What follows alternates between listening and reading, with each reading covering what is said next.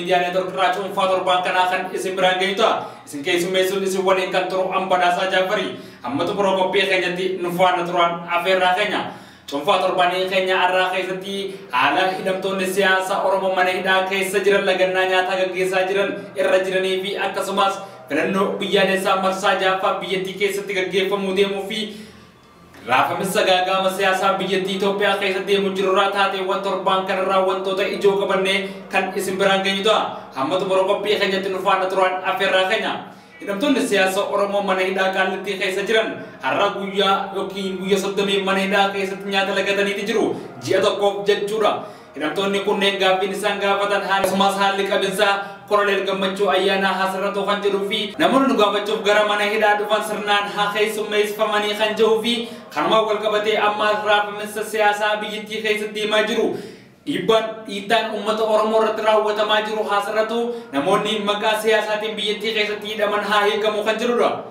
garu ammo motum manidam to ni kon gua lagan nanya taga gesenra khanen dukup sadan ak gara manayala dimne yoni gara manayala dimanis gara yalam mana dumfa uduntane khammotum ma ak ge pamani dirki sisati jira idam tonni kunne ga erahedun sani kamsani min damani garinis dabani tijiru khanis kufani tijiru kamsani yoni blale erahedun sani kan shuba mevi dukuba gara gara tif sat lamani tijiru obbo bagala gara bator banda brefesa gara hospital ya la dumfa demu kanan garin umnota warana kan isa manida kan kaisa base demu gara hospital motum mayokin hospital warana tekaya la mani dirki sisa mani titure obbo bagala gar batis hospital kana tiwalla na mudi tudang gara mani hidati dibe aje mana murti di tudang mani hida kalati hospital motum ma ko fatti akaya la mani isan kan dirki sisa tijira kharma wal ko bate isa woitani bila gananya tagal geisan mani hida kalati kun namni bira akani bi hospital okina mo doktor ortan ti berbanin hospital ti berbanin tekaya la numale namni bira fe akani bi nu yalla jachun tali yagal fachuran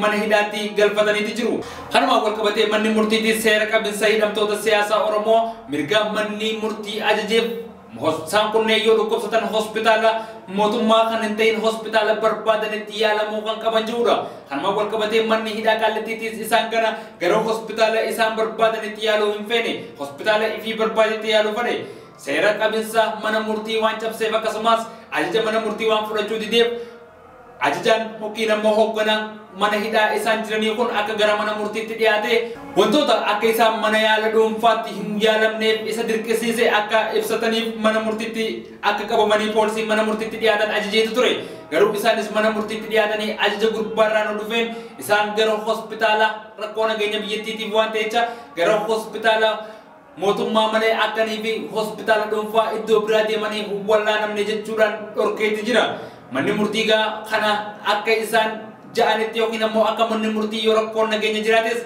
aja mana murti ra fudata me iddo manne murti aja jeti walla na mo ko male isin aja mana murti fudachu didung kay sarra ko brati jechun itu bade dijira abukato idam to takhanne dinis debsa manne hida kun debsa ko sabit jechun tu badani dijiru khanma wal ka bade manne hidatis oli jenno abukato de sakana ko fata sudan Karen okina mo hok ganto ni hida mana hida ke sajiran gara hospital okina mo kam ni hospital me shagutu kabu mana hida itu isan jiran ti walla nam akka walla no aja jeti jira ega kan ma wal kabate umman ne horo mo hawas ni bi ala tv bi gara gara jiran herira mormi gagge sa tijiru kan ma wal kabate herira kana biyyoota akka Ameerikaa fi Awurooppaa, Austraaliyaa keessattis hiriira mormii gaggeessaa jiru. Mootummaan Abiyyi Ahmad garuu dhiittaa fi cunqursa ilmaan Oromootii fi hidhamtoota siyaasa Oromoo biyyattii keessatti gaggeessaa jiru kan itti fufuma ta'e. Cufaan keenya inni lammaffaa ammoo filannoo biyyaalessaa marsaa jaffaa biyyattii keessatti gaggeeffamuu deemu. Filannoo marsaa jaffaa biyyattii keessatti gaggeeffamuu deemu kana paartiileen gurguddoon KFO fi ABO'n akka hin hirmaanne ibsaniiti jiru. Boordiin filannoo biyyaalessaa irraa hayyamni kennamee fi namuu biyyattii keessa deemee duula filannoo yeroo gaggeessaa jiranitti hooggantoonni fi ammoo miseensonni waajjiraaleen KFO fi ABO guutuu biyyattii keessatti cufamaniiti jiru. Boordiin filannoo biyyaalessaa ammoo odoonii fi hooggantoonni fi miseensonni waajjiraaleen paartiilee lamaan kana hidhamanii quba qabu. Boordiin ammoo miseensonni duula filannoo akka gaggeessaniif hayyameeti jira. Kanuma wal qabatee hoogganaan koongireesii federaalistii Oromoo Dr. Mararaa Guddinaa waajjiraaleen keenya kan cufaman hanqabaanii miseensonni keenya kanneen hidhaman 700 kan ta'an haa hiikaman kan jedhu boordii filannoo biyyaalessaatii fi mootummatti dhiyeessus deebisaa hin arganne. Kana wal qabatee KFO'n filannoo marsaa as deemu jaffaa kanarratti odoo hooggantoonni fi miseensonni akkasumas waajjiraalee deeggartoonni isaanii cufamee jiru filannoo marsaa jaffaa kanarratti hirmaachuuf fedhii akka hin qabne himaniiti jiru. Koongireesii federaalistii Oromoo yeroo garagaratti mootummattis ta'ee boordii filannoo biyyaalessaatti iyyannus deebisaa hin arganne jeeti jira. Kanuma wal qabatee filannoo marsaa as deemu kanarratti dirqamnee odoo hin taane mootummaan dhiibee dirqiin filannoo tana keessaa nu baasaa jira jechuun himeeti jira. Waggoota 40 qabsoo hidhannoo irra kan ture ABO'nis mootummaan erga biyyatti deebinee qabsoo karaa nagayaa filannee nuti biyyatti deebinee dhiibbaa nurratti oofaa jira jechuun himeeti jira. Waajjiraaleen keenya muummichaa kaasee hanga gadii jiran akkasumas miseensonnii fi deeggartoonni keenya hidhamaniiti jira jechuun filannoo marsaa as deemu kanarratti hirmaachuuf akka hin dandeenye ibsaniiti jiru. ABO'n 2018 warraaqsa uummanni Oromoo biyyattii keessatti taasifameen nama biyyattii keessatti dhufeen gara biyyaatti deebi'ee qabsoo karaa nagayaatiin adeemsisuuf filateeti jira.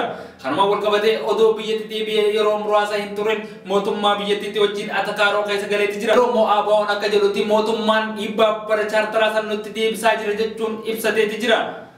Egaa dhuma filannoo biyyaalessaa kanaas xumura isaa waan ta'u waliin kan laallu ta'a.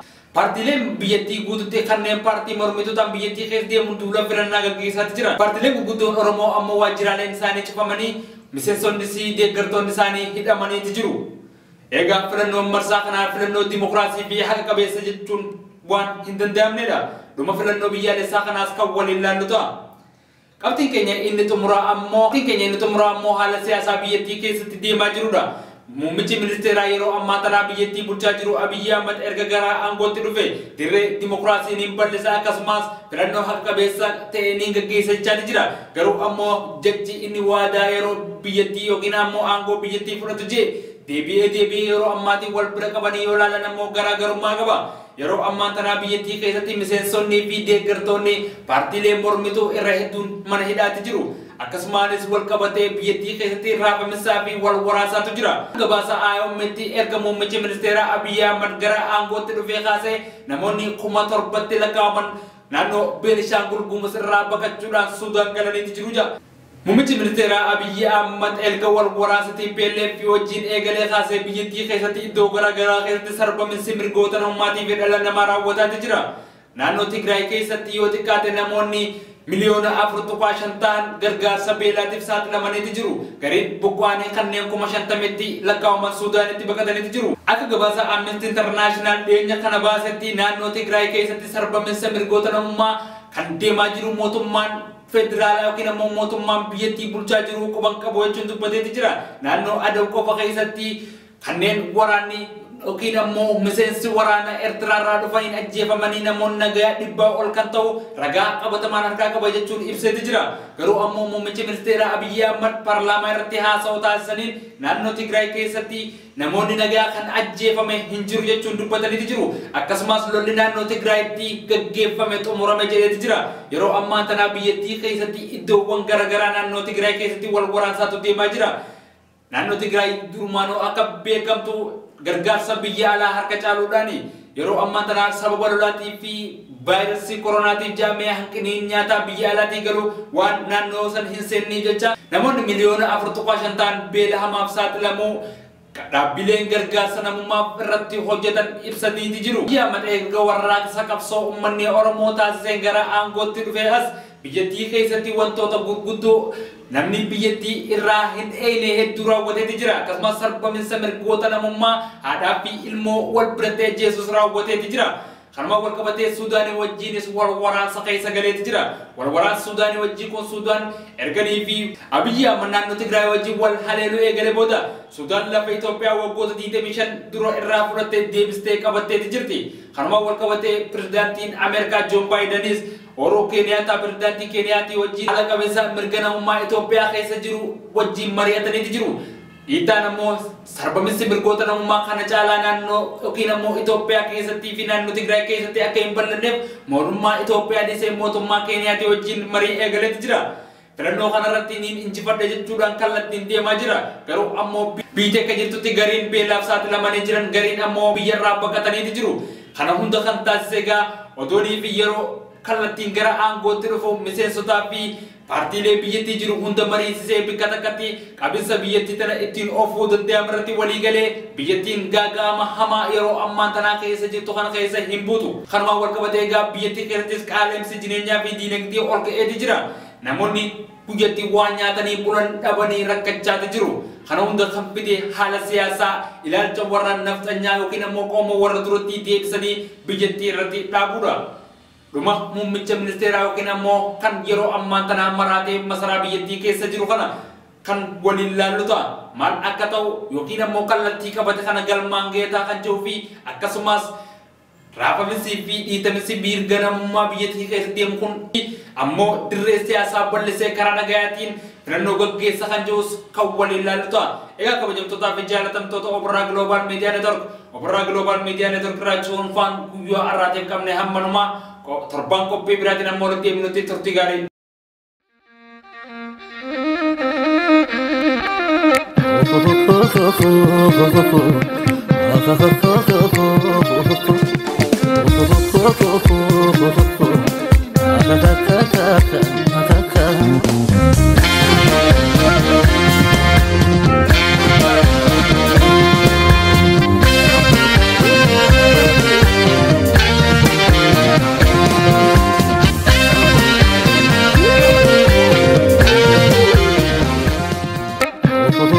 Oh,